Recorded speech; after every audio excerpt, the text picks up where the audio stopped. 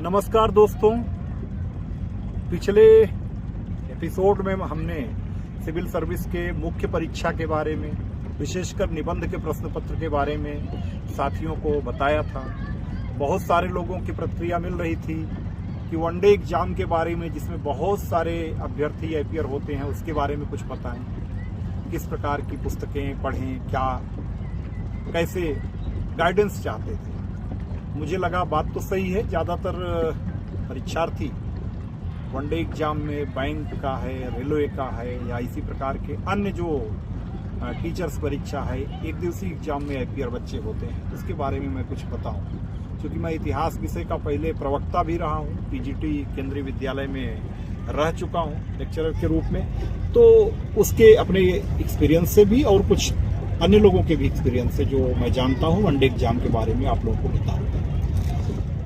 दोस्तों, one day exam की तैयारी के लिए सबसे पहले जो जरूरी चीज है कि आपका जो मैथमेटिक्स का स्तर है, मैट्रिकुलेशन लेवल का, वो अच्छा हो। सामान्य अंकगणित लेवल का जो मैथ आता है, हम लोग आर्यस अग्रवाल, अगर मैं गलत नहीं हूं तो एक मैथमेटिक्स की पुस्तक चलती थी जिसको पढ़ते थे। अच्छी पुस्तक है, आप लोग भी इसका सहारा ले सकते हैं। उत्कार पब्लिकेशन की भी बहुत सारी किताबें हम लोग पढ़ते थे प्रतियोगिता दर्पण में। उसमें रीजनिंग से लेकर के अन्य चीज़ें भी आपको हेल्पफुल होती हैं। और वनडे एग्जाम के लिए प्रतियोगिता दर्पण को ज़्यादातर बच्चे हमारे समय में पढ़ते थे। हम देखते थे कि प्रतियोगिता दर्पण और एक प्रतियोगिता किरण चलती थी, इसको पढ़ते थे, जिसमें वनडे में बैंकिंग, एसएससी, रेलवे सहित, टीचिंग सहित बहुत सारे एग्जाम्स जो होते रहते थे उनके सॉल्व पेपर रहते थे, तो मॉडल पेपर भी आते थे। तो आप प्रतियोगिता दर्पण, प्रतियोगिता किरण जैसी मैगजीन भी इसमें पढ़ सकते हैं। और साथ ही मैं कहूँगा कि एनसीईआरटी तो बेसिक चीज़ है। हर प्रकार के जनरल स्टडी की तैयारी के लिए कक्षा 9 से 12 की एनसीईआरटी आवश्यक है, चाहे वो इतिहास की हो, भूगोल की हो, इसमें राजनीति शास्त्र की हो, गणित की हो, विज्ञान की हो।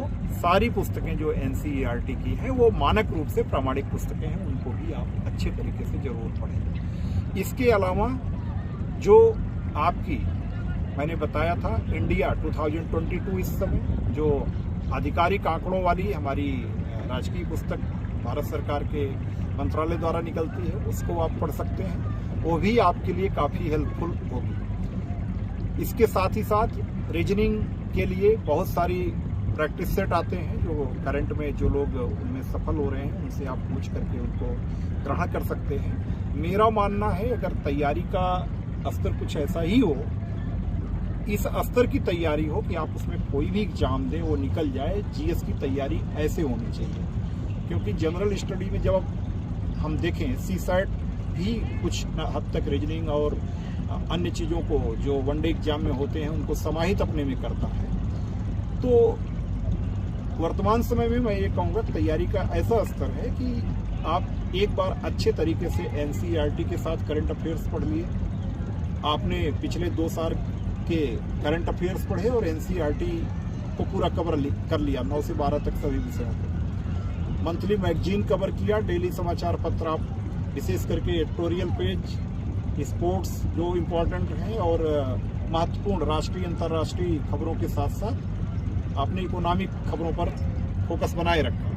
तो आपके हर एग्जाम उसी में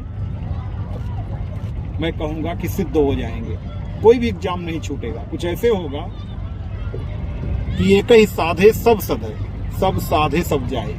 एक ही साधे सब सधे का मतलब इतनी अच्छी तैयारी है उसकी कि आपने एक पर लक्ष्य पर निशाना लगाया और सब सध गए। यानी कि आपने इतनी स्तरीय तैयारी कर रखी है कि चाहे जिस एग्जाम में आप अपियर होंगे तो आपका नेचुरल वे में वो एग्जाम क्लियर हो जाएगा।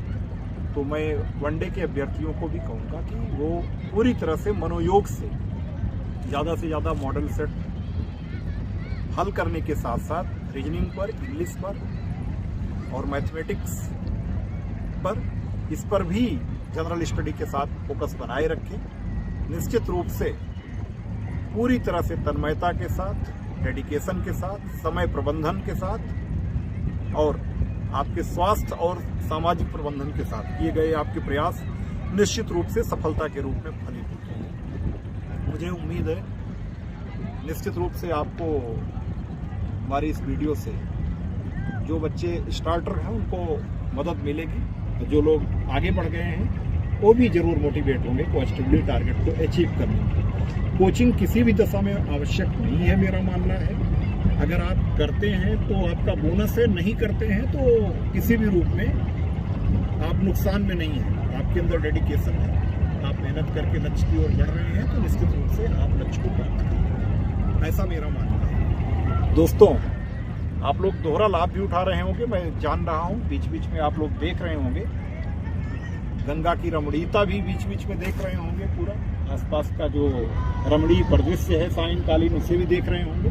गंगा के घाट भी बगल में अगर आप देखेंगे तो गंगा के घाट भी आपको दिख रहे होंगे। इस चीज का बोनस आनंद आप उठा सकते हैं इस वीडियो को देखते हुए अपनी तैयारी के पत्र। इसको कह सकते हैं यार, ये आम के यहाँ मूंगफलियों के दाम। आपने अपने काम की भी चीज सुनी और साथ ही साथ आपको यहाँ पर गंगा के घाटों का भी जो अपनी रमणीयता बिखेर रहे हैं उनका भी दर्शन हो गया। और रविवारी अवकाश के क्रम में, घूमने टहलने के क्रम में मेरा भी पर्यटन के साथ साथ आप लोगों से इंटरेक्शन का कोटा पूरा हो गया। हमने भी एक साथ तीनों काम कर लिए, यानी अपनी जो रविवारी अवकाश का लाभ उठाना था वो भी उठाया, पर्यटन भी किया और आप लोगों से इंटरेक्शन भी कर लिया। आज के लिए बस इतना ही। धन्यवाद दोस्तों। फिर कभी आप लोगों को मैं किसी अन्य विषय पर भी जिस पर आप लोग अपडेट होना चाहेंगे, विशेष करके कैरियर प्रबंधन में, समय प्रबंधन में, और कभी हम आपके तनाव प्रबंधन पर जरूर अपनी तरफ से कुछ बातें आपसे शेयर करेंगे, ताकि आप उन अनुभवों से लाभ लेकर अपने आप को तरोताजा रख सकें, हमेशा अपने को ऊर्जान्वित रख सकें, सकारात्मक रख सकें। धन्यवाद दोस्तों, नमस्कार, जय हिंद।